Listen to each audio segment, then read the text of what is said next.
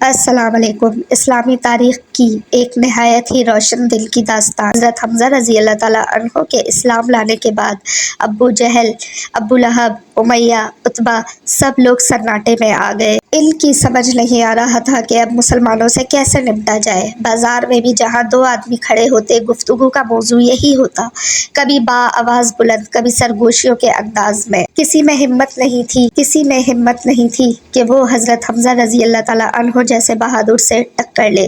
3 روز ہو چکے تھے حضرت حمزہ رضی اللہ تعالیٰ عنہ کو اسلام لائے۔ یہ مسلمانوں کے لیے سکون کے دن تھے، مگر انہیں پتہ تھا کہ یہ دور رہے گا نہیں۔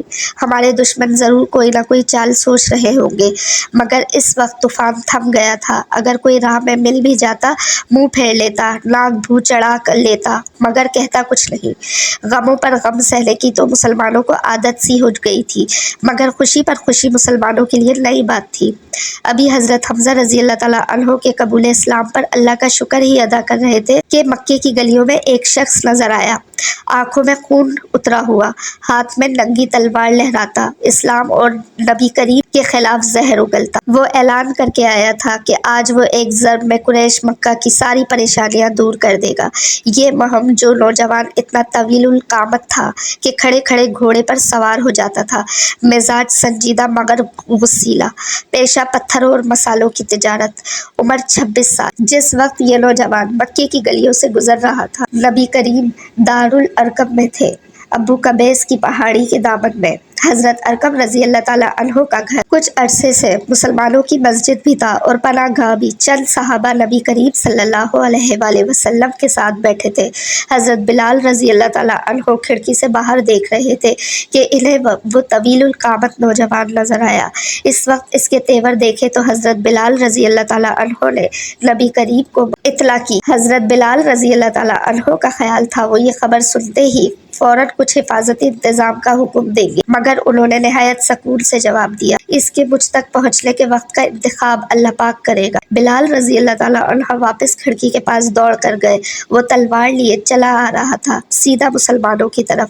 بلال رضی اللہ تعالیٰ عنہ نے پھر حضرت عرض، یا رسول اللہ، اللہ نے وقت کا انتخاب کر دیا ہے، وہ آ گیا ہے۔ یہ سن کر حضرت حمزہ رضی اللہ تعالیٰ عنہ نے کیا، آنے دو، اگر نیک نیتی سے آیا تو خیر، ورنہ اسی کی تلوار سے اس کا سر قلب کر دیا جائے گا۔ سب مسلمان چوکنا ہو کر بیٹھ گئے۔ حضرت بلال رضی اللہ تعالیٰ عنہ نے چولہے پر دیگچہ رکھا تھا جس میں پانی کھول رہا تھا۔ بلال رضی اللہ تعالیٰ عنہ نے دل میں سوچا اگر خدا نخواستہ ضرورت پڑی تو شاید یہ بھی کام آ جائے گا۔ ویسے بھی مسلمانوں کو حضرت حمزہ رضی اللہ تعالیٰ عنہ کی موجودگی سے بڑا حوصلہ تھا۔ حضرت بلال رضی اللہ تعالیٰ عنہ پھر کھڑکی کے پاس جا کر کھڑے ہو گئے۔ وہ لمبا تڑنگا نوجوان اب مسلمانوں کے دروازے سے کوئی 50 قدم کے فاصلے پر ہوگا۔ اتنے میں بلال رضی اللہ تعالیٰ عنہ نے دیکھا کہ ایک ضعیف آدمی جس کی پشت بلال رضی اللہ تعالیٰ عنہ کی جانب اس کے سامنے آ کھڑا ہوا۔ بلال رضی اللہ تعالیٰ عنہ کو لگا کوئی بھکاری ہے۔ یہ شمشیر بکف نوجوان اپنی غصیلی طبیعت کے باوجود ایک موقر انسان تھا، لیکن اس نے اس بوڑھے کو دینے کے بجائے اسے جھنجھوڑ کر راستے سے ہٹا دیا۔ پھر پتہ نہیں کیسی کیسی قسمیں کھا کر چلایا، میں اس بدنصیب عورت کے ٹکڑے کر ڈالوں گا۔ پھر دیکھا کہ وہ یکایک مڑا اور الٹے پاؤں اسی راستے پر چلا گیا جدھر سے آیا تھا، تیز تیز قدم اٹھاتا ہوا۔ لگتا تھا جیسے اس کے اندر کوئی عفریت داخل ہو گیا ہے۔ بظاہر خطرہ ٹل گیا تھا، مگر بلال رضی اللہ تعالیٰ عنہ کا دل گواہی دے رہا تھا کہ آج بات یہی ختم نہیں ہوگی۔ وہ اس نوجوان سے واقف تھے، سارا مکہ اسے جانتا تھا۔ وہ ان لوگوں میں سے نہیں تھا جو کسی کام کا عزم کرنے کے بعد اسے ادھورا چھوڑ دیتے تھے۔ چنانچہ حضرت بلال رضی اللہ تعالیٰ عنہ کھڑکی کے پاس انتظار کرتے رہے۔ اتنے میں حضرت بلال رضی اللہ تعالیٰ عنہ نے دیکھا کہ وہی بزرگ چلے آ رہے ہیں جنہوں نے نوجوان کا راستہ روکا تھا اور جنہیں وہ بھکاری سمجھ رہے تھے۔ یہ مکے کے درمیانے درجے کے تاجر تھے، نعیم رضی اللہ تعالیٰ عنہ بن عبداللہ، جو کچھ عرصے پہلے مسلمان ہو چکے تھے مگر اس کا اعلان نہیں کیا تھا۔ وہ دروازے سے داخل ہوتے ہی نبی کریم کے پاس جا کر بیٹھ گئے اور انہیں اس نوجوان سے ملاقات کا ماجرا سنایا۔ کہنے لگے، میں نے باہر گلی میں اس کو ہاتھ میں تلوار لیے ادھر آتے دیکھا تو پوچھا کہ تلوار کیوں میان سے نکال رکھی ہے؟ اس نے جواب دیا، اس کو قتل کرنے کے لیے جس نے قریش میں تفرقہ ڈال رکھا ہے۔ میں نے کہا، پہلے اپنے گھر کی خبر لو۔ اس پر وہ نہایت غضبناک ہو کر پوچھنے لگا، کون سے گھر کی؟ میں اپنے مسلمان ساتھیوں کا راز فاش نہیں کرنا چاہتا تھا، مگر اس صورتحال میں مجھے کچھ نہ سوجا۔